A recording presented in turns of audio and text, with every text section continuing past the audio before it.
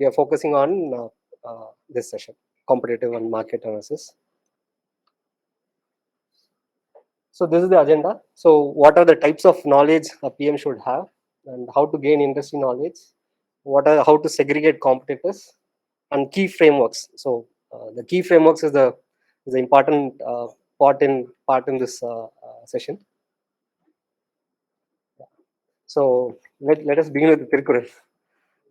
So Vinay volume, Tan volume, Matran volume, Tune volume, Toolkit. It means, let's say, this is the explanation. And let's say if you are launching a use case, you should understand what is the value of the use case. That is like, செய்வதற்கு என்னும் செயலின் வலிமை. The value of use case. செய்ய முயலும் தன் வலிமை. One who is doing that product, one who is doing that use case, he should know his strengths and weakness. And here, like, அதை எதிர்க்கும் எதிரின் வலிமை, meaning like you have to understand your competitive strengths. You have to understand like the opponent's strengths and weaknesses. The interesting part is இருவருக்கும் துணை வருவார் வலிமை, meaning like who are the companies you are going to partner, and who are the competitors they are going to partner. You should understand their strengths and weakness as well. It's on the holistic part. You should do a detailed competitive analysis in launching a use case or a product.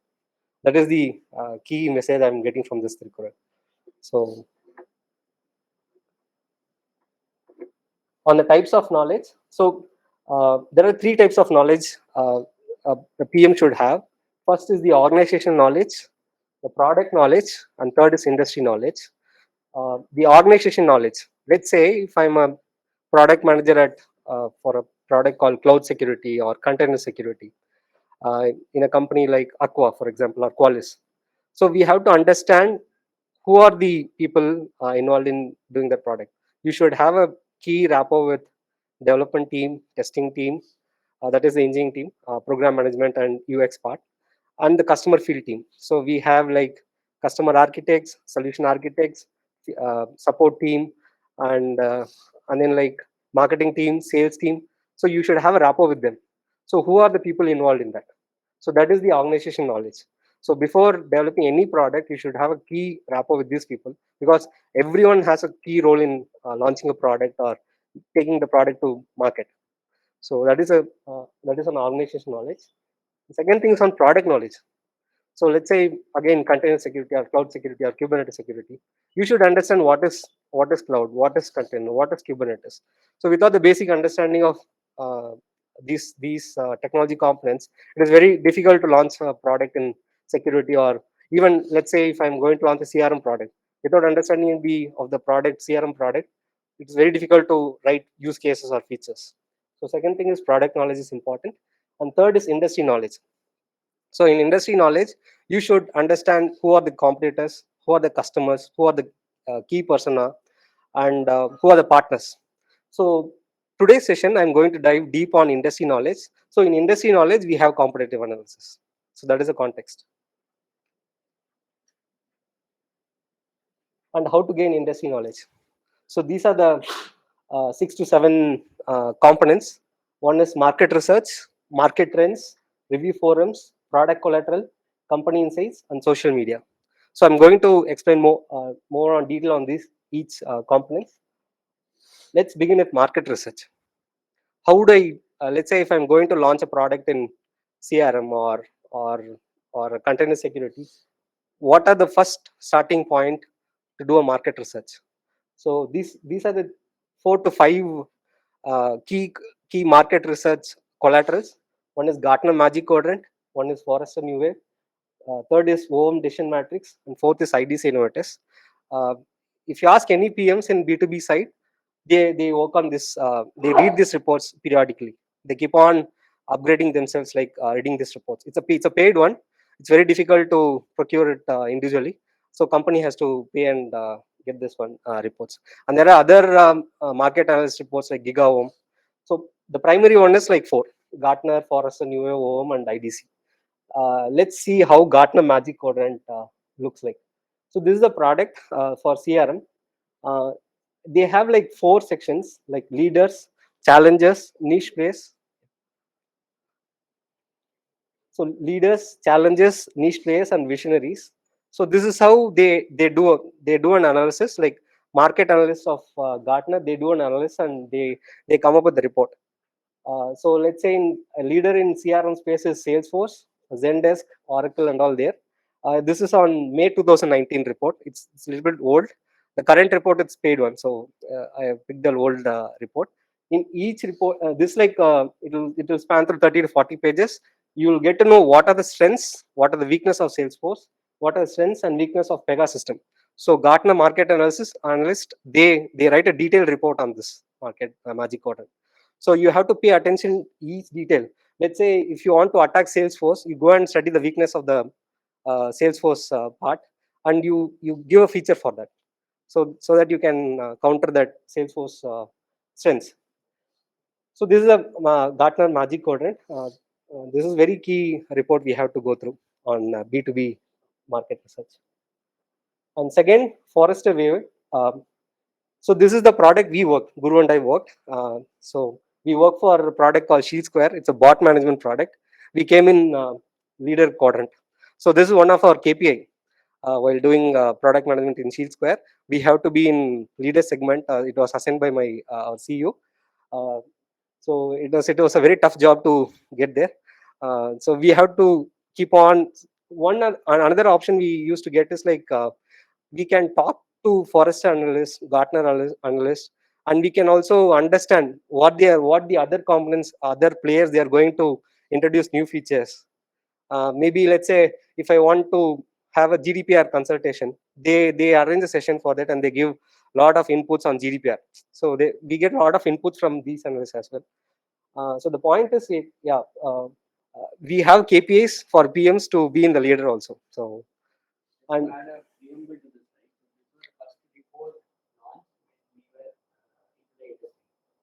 means we were the thought leaders, we were the analysts, tell what is for management, what is the problem you are trying to solve. So I think then we are more responsible than just being a player in this chart. Right? So that way it was super interesting for PF to drive a first time report from analysts and get placed in the leadership bucket. Right? So it was really great. And one more thing, if you see, our funding was like 2.5 million funding, Series A funding, and with that we have to achieve this milestone. If you see the Akamai, they are a billion dollar company now. We fought with them and we came into this segment. And Distill, yeah, yeah, and we are sitting along with them in the same quarter. yeah. And we also got acquired. So while working with Radware, Shizker got acquired with Radware. And yeah, these are the other components like Oracle DIN is there, Stealth Security, Cloudflare. Cloudflare is also another famous CDN and WAF product. Yeah.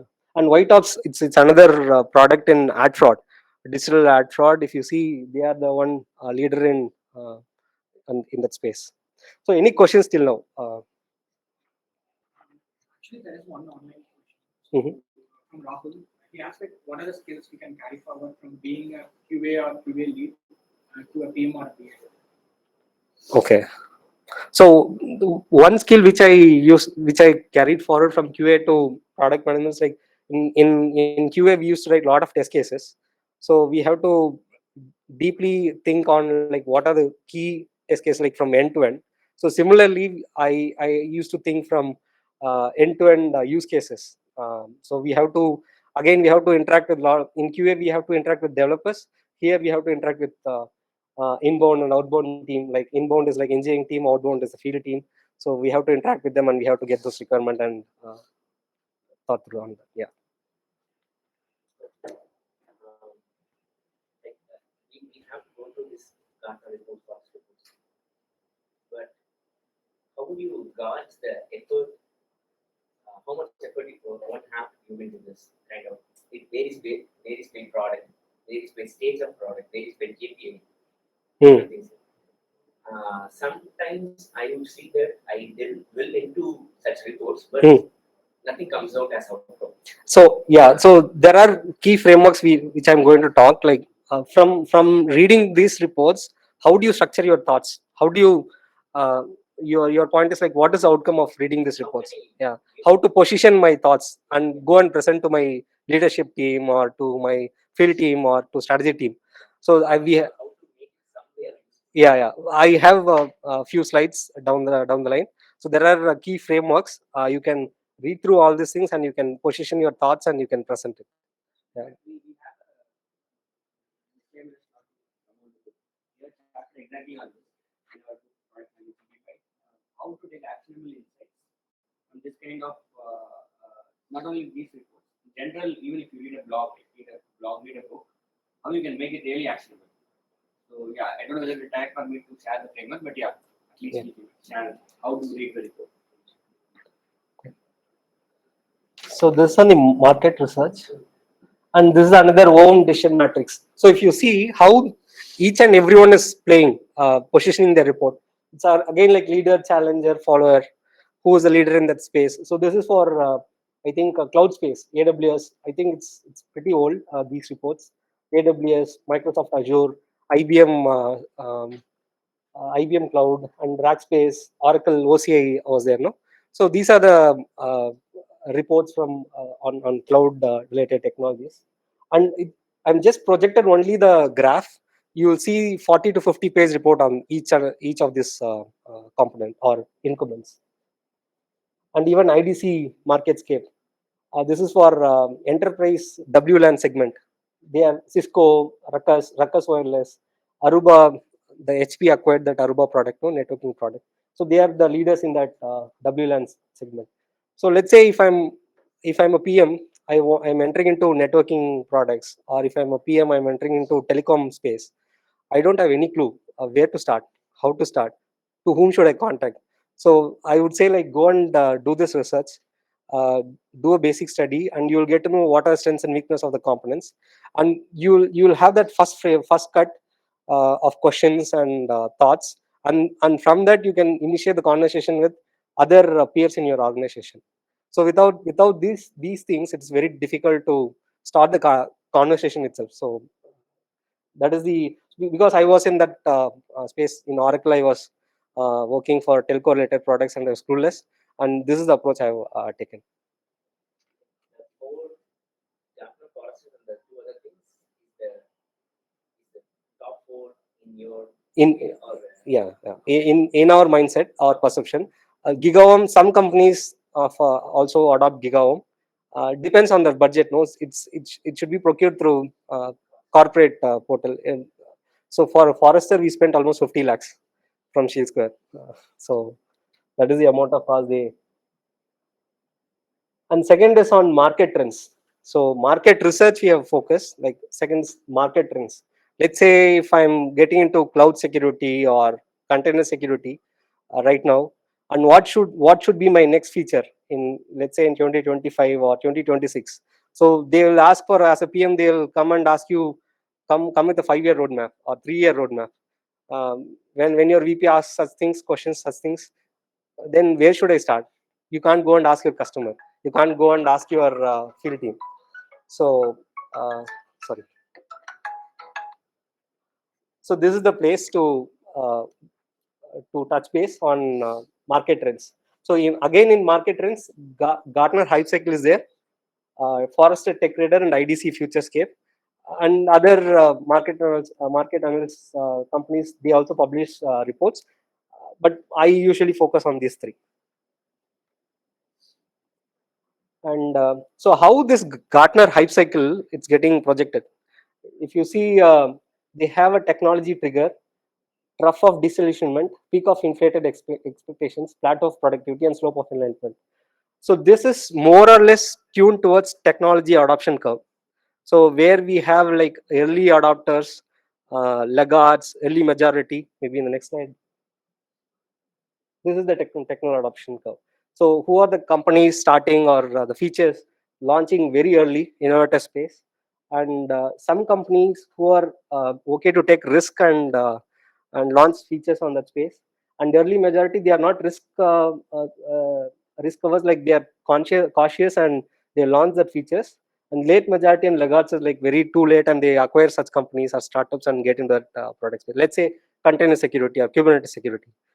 So Aqua, Sysdig, they are like leaders in container security. Whereas Sophos is a traditional antivirus company. They acquired Capsulate and got into container security.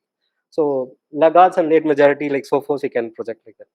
And again, like this is related to trends. When you compare this tech adoption curve and Gartner hype cycle, it is more or less similar. So this is given by Gartner itself. This explanation is given by Gartner itself. I'm not putting it. How they have come up with hype cycle. So based on this tech adoption curve, they are coming up with the trends. Maybe with an example, you will get to know. So these are the emerging technologies of 2021. Like I got one Gartner trends report. So if you see like emotion AI or edge analytics, AI pass, a lot of features, lot of use cases you'll get through from this hype cycle.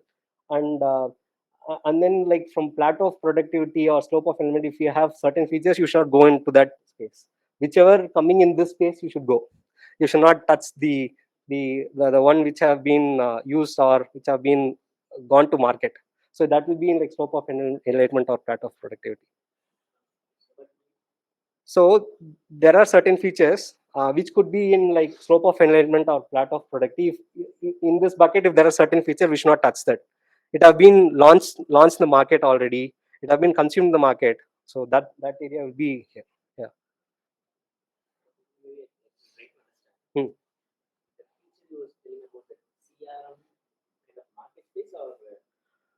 This is on emerging technologies report. Maybe if you go into CRM Gartner hype cycle for CRM, then you'll see lot of features. You'll see the features and trends. Now with this, like whichever is going in that peak, no, you can capture 3 to 4 features. You can do again market research, and then you can put a roadmap. So this is the way we have to uh, put a roadmap. So uh, without these reports, no, you'll be like again where to start. Yeah, if you're going to launch a new product, let's say container security is almost there. Now if what next in container security, or what next in Kubernetes security? One idea, if you go and check these reports, it could be service mesh related security. So that area you can go ahead and touch base, and you can launch new products and features also. And the reason that we wanted us to pick the first two phases is because it creates a lot of traction. Traction, true, And true. picking from the These farther end, these are like almost in the market, and you should not touch it. We should be very cautious. The other way to look at it is the intersection between the industry and the technology. Right? So for example, you want to start a product using artificial intelligence in healthcare sector, right? So Gartner may have actually only for that. So you say what are the existing products, what are the new, like you said, attraction, which opportunities are coming up, what are the problems the market is actually talking about. So you will have all of them in the left side of the curve. That is where you have to focus if you're going to launch a new product, especially in those scenarios. how about the trust of dissolution? Rough of dissolution means Should we risk ourselves? so there are companies which they will touch that features, and they might face a loss of that launching the features. So that is the disillusionment. So I thought it will be like a game breakthrough features, but again certain impatience would have been kicked. Uncertain area. Yeah. Elon Musk acquiring Twitter, right? This is what happens. We don't know.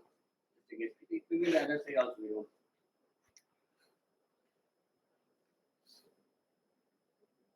So again, Forrester comes up with similar pattern. Uh, if you again compare with Gartner, it is similar to that. Uh, Even IDC, they project in this. It's called Futurescape model.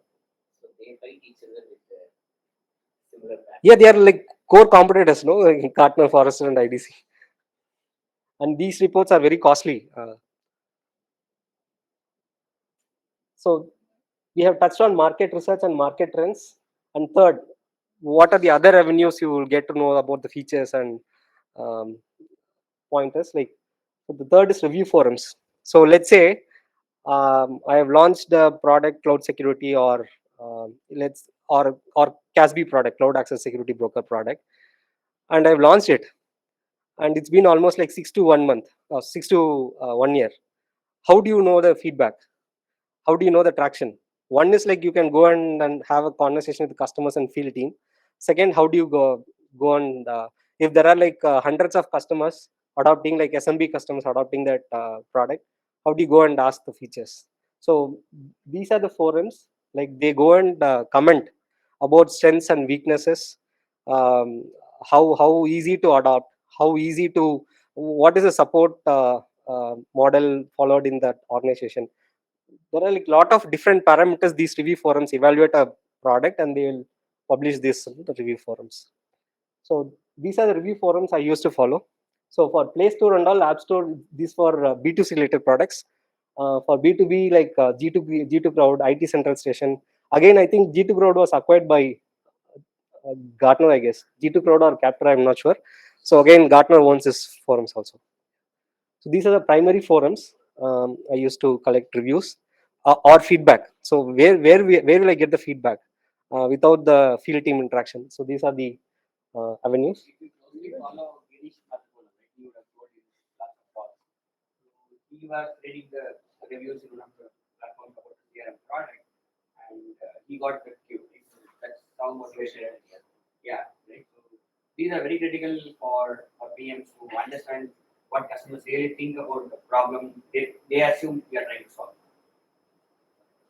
To even feature in these sort of forums, product need to have critical shape and perspective. Yes, we should have a product in the market. Then, Product in the market is okay, but it should have gone to a certain massive scale. not necessarily, not necessarily. How to get noticed in these forums? So that, as a discipline, yeah, as a discipline, I do a regular check on like by monthly basis or once in a, like we used to develop features on a quarterly basis, no? So we get requirements from customers, field team, no? So as a discipline basis, we used to go and check here, like on a quarter on quarter, are there any new reviews came into that forums? You can go ahead and maybe next slide I can show you how that review looks like. So all your question is, as a product manager, how I can make my product available in Feature of these forums. We can go ahead and sign up, and you can or else you can go and contact the account management team of Trust Radius. They will guide you on how to list it there. I think it is not available for free. Again, they will charge for getting listed in that. They Yeah. have a guideline you have to follow. Correct. Yeah. No. That's the way it will be. Yeah. It will be on a knowledgeable way. Yeah.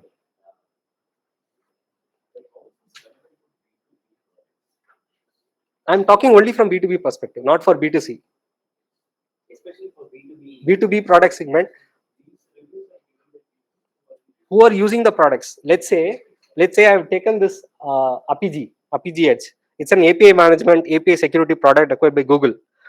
And who are the API consumers, like the developers or API security managers, like InfoSec professionals? They would be giving the reviews. So here in this case, the user person is like SMB product founder. He has given the review. What do you like? What do you dislike? And if you click on show more, there will be a lot of parameters. They will keep on commenting. Some people will give harsh comments also. And now let's say you are a PM and you are being interviewed for, let's say, for any B2B product, and you will be asked to write a roadmap where you get the features. Again, this is the point. Let's say if you are a PM aspiring for elastic company, uh, how do you go about writing the features? There'll be no one to support, so then this could be one avenue to crack the interview also. So there is another uh, way to think it. Correct, pulse of the customer. Yeah, the voice of the customer. Yeah. And yeah.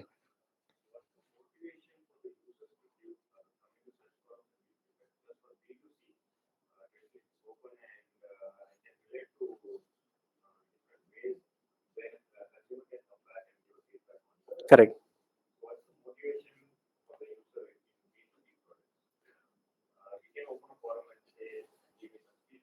Correct. So the same psychological aspects as a B2C. If I'm frustrated, let's say if I'm frustrated with Flipkart or Amazon, I'll go and blast on the portal or on their forums. The same psychology applies here. If I'm liking the product more, I'll come and give the comment. Again, if I'm disliking it, you'll see the harsh comments. Maybe if you go and search for more and more products in this forum, so you'll find a lot of harsh comments in that area also. Just to add to that, for B2B products, it's very important to build a community of users. We asked Dinesh, right? He is part of MVP. He knows, right? Microsoft has built a community, which is now itself is getting more traction and engagement for all the Microsoft products. So this is like one channel where both the company as well as the users, both of them collaborate, talk about the product and how it is useful, what really makes sense to me when they use it. So naturally, it evolves. It's a stage, right? So once the product matures, we will get into this kind of thing. Otherwise, the other option, the feed, right? And we feed also ask customers, okay, if you're really satisfied, when will you come to the platform data review? That's organic way of doing it. But such a way of doing is make your product mature so that naturally it starts. For Freshdesk or Salesforce, you'll be finding a lot of even good reviews and bad reviews again.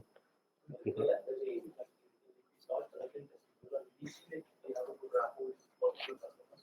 We can ask them like what you like, what you don't like, or how to improve our product. Like, build a community. So community is actually very helpful to build a B2B product. Right, and this is on depends on again like uh, different business models. So again, community comes like one is like paid community, second is open source community.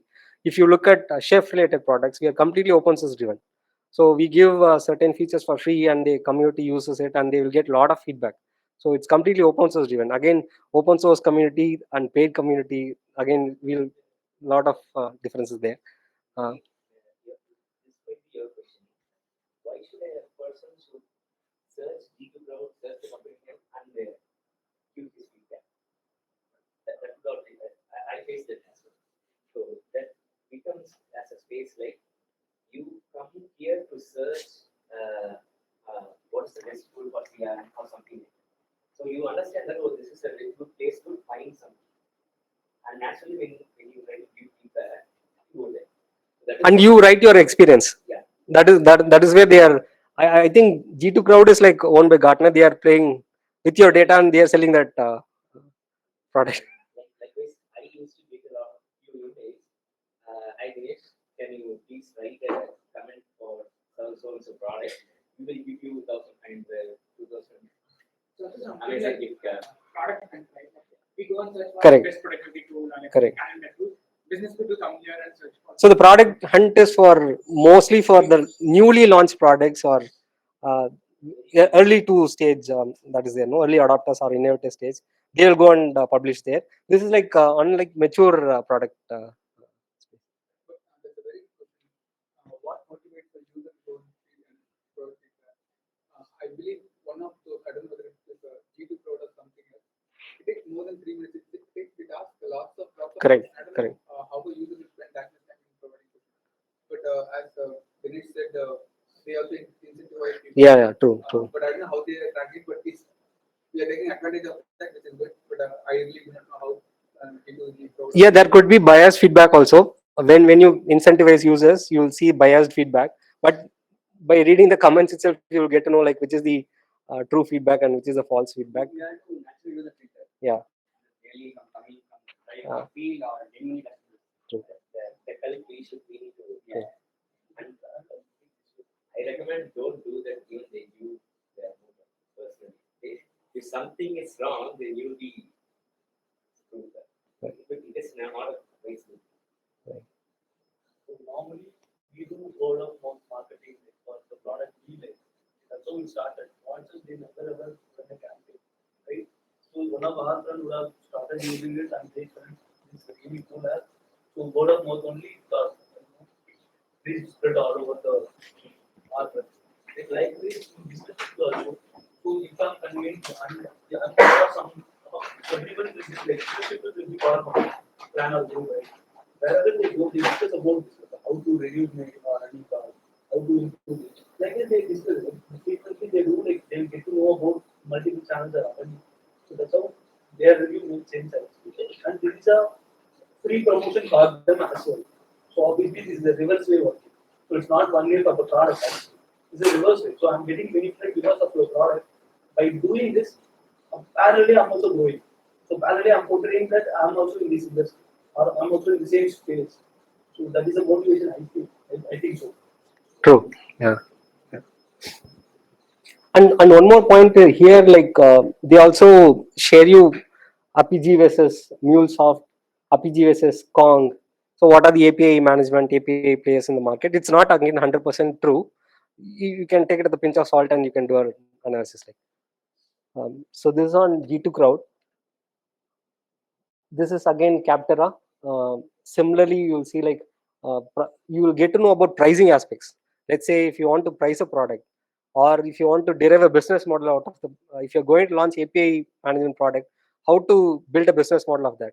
All these things you can go ahead and look into pricing aspects, and then the comparison here is like the how to know like who are the competitors. Like let's say if there is any startup coming into that space, how do you get to know? So this could be another avenue to look into it. Capterra. Again, Capterra like reviews. They were asking on different parameters like ease of use, features, likelihood to recommend. Those set of parameters they will gauge and. Okay. So till now we have seen on market research, trends, and review forums. Now the next aspect is like how to leverage social media and derive features and derive new competitors.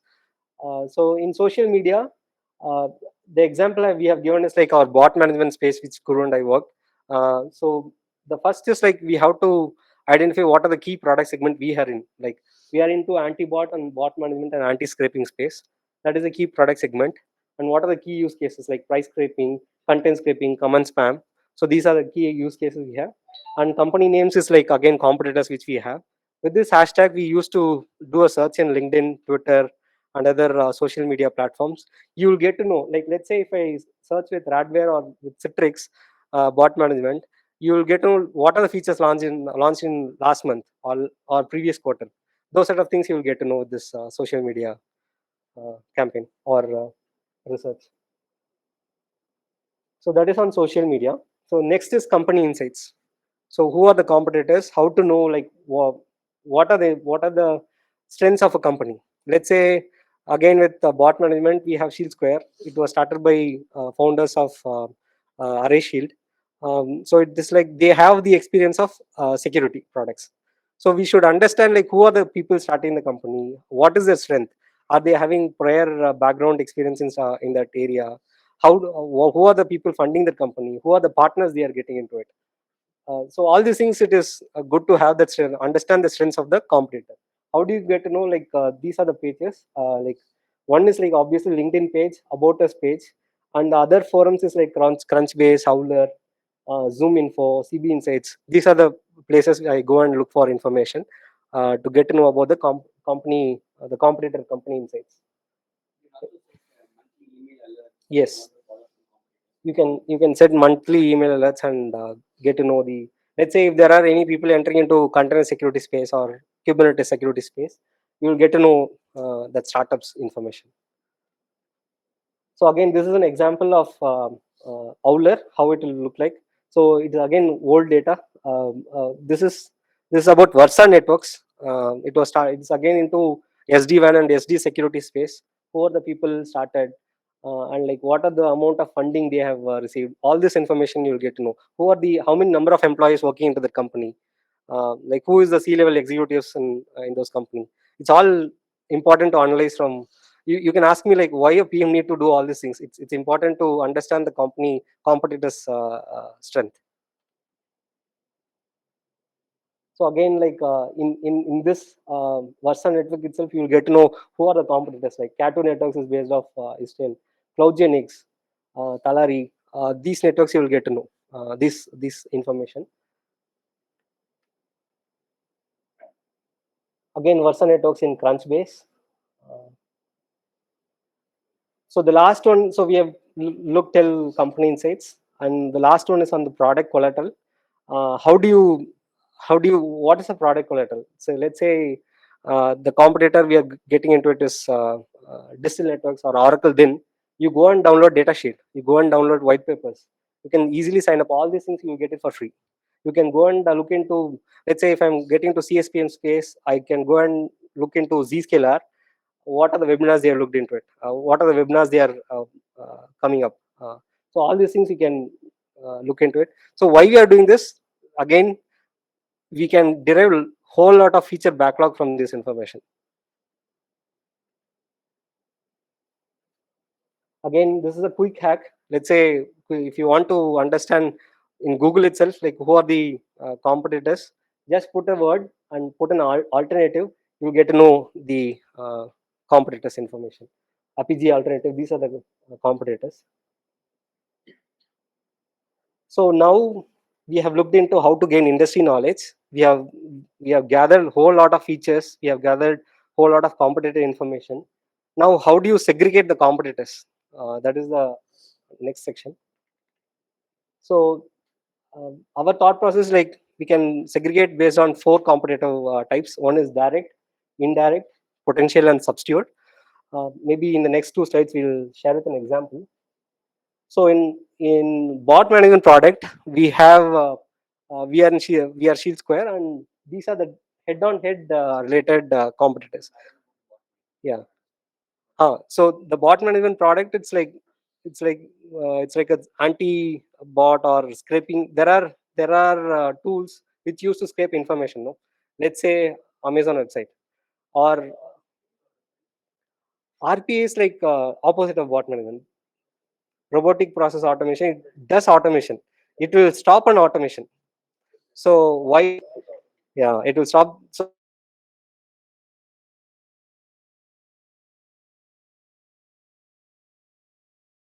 in the year 2010, whenever that diapers founder puts a price of $10 discount or $100, Amazon will put like 10. Like if it's $100, they will put it as $10. How do they get it? How do they get to know? They create a price scraping bot in diapers website. They get that information and immediately they discount that. It's all done automatically. It's an automated program. So that is an attack to diapers website. And eventually diapers got acquired by Amazon. So it's a famous case study, and that's how this industry itself emerged. So all these products we cater into online websites. We protect online information, e-commerce websites, ticketing portals, gaming portals, and we have a lot of bot attacks. Let's say, for example, credential stuffing attacks is there. Those set of attacks we prevent. Yeah. Basically, we ensure only the good bots can access the websites and applications. Yeah. Of course, through API also. And search engine bots, legitimate bots, these guys can access. But the bad bots, the malicious intent like the diaper Price scraping bot. Yeah. Amazon, all that, you stop. That's what bot Yeah. can be done. In my use case, I want to track that for my own business. I want to keep that rate. I cannot go every day and then do that. So they are called as Create it and then say notify me when it is at the particular. correct. For example, something has to open on this day. When that thing opens, I'm waiting for that. So when it is posted, you just let me notify. So I am doing that with a good intent of that. So that is called as good bot. Okay, we are talking about bad bot. So good bots, you can whitelist it. So in our product itself, you have an option to whitelist good bots based on IP or different parameters we provide. They can whitelist it and it won't protect. It won't detect that. Now, the business owner will decide, even if you want access, whether are you a legitimate user for me or not, I decide. If I think, okay, this is a legitimate bot request, then I will allow. Yeah. If not, yeah, it should be blocked. And even SEO, like we have Google crawler bots are there, no? So there are different types of good bot in SEO also. How the bot management comes to the crawling tools Yeah. comes into the market. Yeah. Any scraper tool that means this market. So this is on the direct competitors. So these direct competitors will have whatever use cases we provide. They will have similar business model.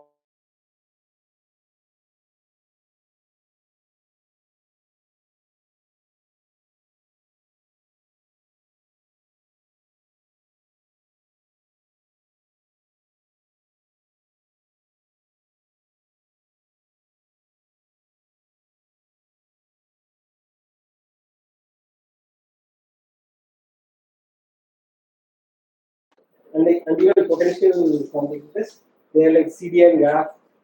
This is also adjacent space. Potential competitors, they can acquire any of these things and they can become direct competitors. And even substitute. So substitute is like traditional antivirus companies like Symantec or MetaFace or Force. They are like very lethargic or laggards, so they come and occasionally and they do that. Maybe I'll give one more example. Let's say example of edtech product. Let's say if I'm Baiju, the direct competitor of Byju's is like Unacademy, Vedantu, K2 and Khan Academy, and the indirect competitors like they are like offline and online presence like Time IMS, Carry Launcher, and Fitji, and potential competitors like the from Udemy or Coursera. They could be like a potential competitors for Byju's also down the line, and substitutes like schools. Let's say SBO school, if they started online courses, they could become like a direct competitors for Byju's. This is how we have to segregate the competitors: direct, indirect, potential, and substitute. This matrix also tells the reasoning behind lots of acquisitions happening in the market. Right. So the acquiring happens frequently between direct and potential. These two: direct, indirect, potential, and substitute. Say substitute can acquire a direct competitor like a startup, okay, or potential they can acquire, and even indirect they can also acquire. In those cases, the potential will be acquired by direct. Yeah, yeah, yeah. Again, depending on the scale of the organization, how big they are. Vice versa. Vice versa. Yeah. Yeah. And we have to focus on direct, right? Say for example, Baiju, they acquired the offline IIT coaching. Others they have acquired. No, that will come in indirect space. Who is eating who's market? It is Getting into new market is acquisition. Yeah, yeah. Sorry. Is it available knowledge or we have to build our own? This one. Yeah. Yeah, from based on our competitive study, we have to derive. Yeah, we have to this framework. This one is it like we derived from we were studying competitive analysis on LinkedIn and other portals, so I got inspired from LinkedIn. We have to arrive at this. Yeah. Yeah. How do you do industry knowledge? End of the day, this is the output. Yeah. This is what you produce. So you see 10 to 15 competitors. How do you differentiate? And let's say if I want to go for this next quarter, I want to go and focus only on direct competitors. Then you can this segmentation will help. Next quarter, I can go and target like the use cases for. Let's say if I want to expand to different product segments altogether. Then you can go with substitutes or potential or indirect areas.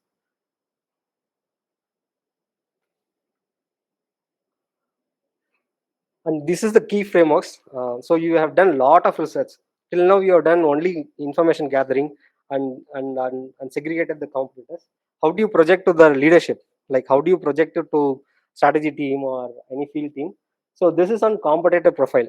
So if you want to share one slide information about one competitors, this is the framework. Like you'll see, like you can fill the revenue information, employee details, customers, what are the market share, strength and weakness, opportunity. You can do a SWOT analysis and do all these things and pricing details. Maybe the next slide talks about the example. So I've filled the information for digital networks, and I'm going to share it with my leadership team. How digital networks right now. So leadership, they don't need to go and do a competitive analysis. From this, they can understand like what is the gist of the digital networks scenario. Sometimes when we prepare such a kind of knowledge structure, we tend to prepare the content in terms of our product. How do you see that? It should be purely on their perspective, or we have to talk from our company with we have to compare and prepare the content. That comparison is also there. Comparison frameworks also there. This slide is only to have one snapshot of my information of one competitor. This is for only one competitor. Maybe you can have like 5 direct competitors. You can have like 5 slides, 5 competitors, 5 slides of information. Also depending on the context, whom you are listening to. The direct competitor means like what you said. We also solve the same problem. They also solve the same problem. How differently they are doing it. Indirect, when they will come to my station of that. That is the context. In that case, we have to reduce our fine-tune the context. the relationship team might see this whole thing Yeah. in a couple of minutes. Yeah, true. Yeah, again, it depends on the context, as Guru mentioned. Like, So one is on competitor profile. This is on competitor overview. Let's say if you want to share one slide of information for whole direct competitors, this is how we have to present it. And yeah, that is on competitor overview for direct competitors. This is the another key framework which we used to do it in for any case study presentation or any competitor analysis. This is the key one. This is on feature analysis. It is called as Harvey Ball framework. This framework, uh, you have to list the features. What are the features? Feature 1, feature 2, feature 3, competitor products, and our product and competitor. You are asking on the comparison. No, this is the comparison of features. How white moon displays, like they are not in that area. They are not playing strong foothold on that area. Uh, Based on that analysis, like we have to fill this feature. Maybe I'll give an example. So before building that features, we have to collect what are the list of features. We have to collect a feature dump or feature backlog. So I've collected the list of features for SD1 product segment by looking into market research reports, market trends reports, and even review forums. All these things I've collected. These are the key features for SD1 product segment. SD1 again, I don't have any clue. That's how. If you don't have any clue, you do all this research and you have to come up with the again. So I was mentioning, CloudGenix, Versa Network, Cisco, VMware, Riverbed. These are the competitive product segment. From the feature backlog, I have picked only 5 to 6 key features. To my understanding, it could be wrong. So you have to discuss with your peer product managers, field team, all these things with the information. But this is starting point. So and then like I've done an analysis like full moon, white moon, half gray, based on the strengths of their my findings. They are not in, they don't have the feature set itself. Black is like they have strong foothold. Again, how do you get to know the strong foothold? Review forums. You would have seen strong review from strong liking factors from the users, existing users. So this is the Harvey Wall framework. Again, if you can go into container security, cloud security, or any product segment, any CRM, you can come up with this framework. So another framework is this is not only on product management. This is for strategy. It is an immutability ladder. What are the set of features or what are the set of things as a whole as a company? It is not from the product perspective. This is from the company perspective. I can imitate things. There are certain things which I can easy to imitate. I can easily poach employees and I can acquire them. Those set of things I can do easy to imitate, or can be imitated at the cost. Again, like skilled workforce. This is an unskilled workforce. Skilled workforce, like there could be a cost associated in acquiring it, and difficult to imitate is like the customer loyalty. There are few customers with Chef or with Oracle Casby. They are like long paying customers. Those set of things the competitors can't poach them. Customer loyalty is one factor. It cannot be imitated is like patents and legal copyrights. Those set of things. And an example is like if I'm doing the same product segment SD-WAN for CloudGenix product. Easy to imitate is like easy integration.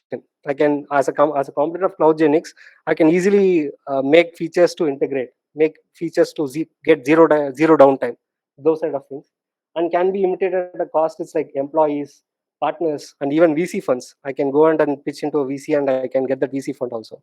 And difficult to imitate is like top-down policy features, security and compliance features. These are like very difficult to imitate, and then cannot be imitated is 13 patents of CloudGenix. So this is the imitability ladder SD-WAN framework. Again, the last one is like competitive differentiation analysis. So every PM will be asked on a question like, what is the value prop? How do you differentiate it? The core competence of the product comes here. The basic offer, the expected offer, it's like which is not so compelling. It's like nice to have, that will come into expected offer.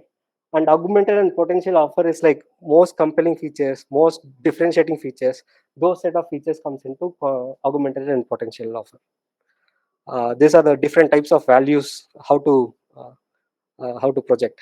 So you have to bucket the features in each of Yes, the segments. yes. Yeah, I think I came to the end of the session. Like these are key takeaways from today's session, like product knowledge, organization knowledge, industry knowledge, and different avenues to do to gain industry knowledge, market research trends, and review forums, social media, and competitive insights, and the key frameworks when and what to apply. These are the key takeaways from our session. Yeah, that's it from my end. Any questions?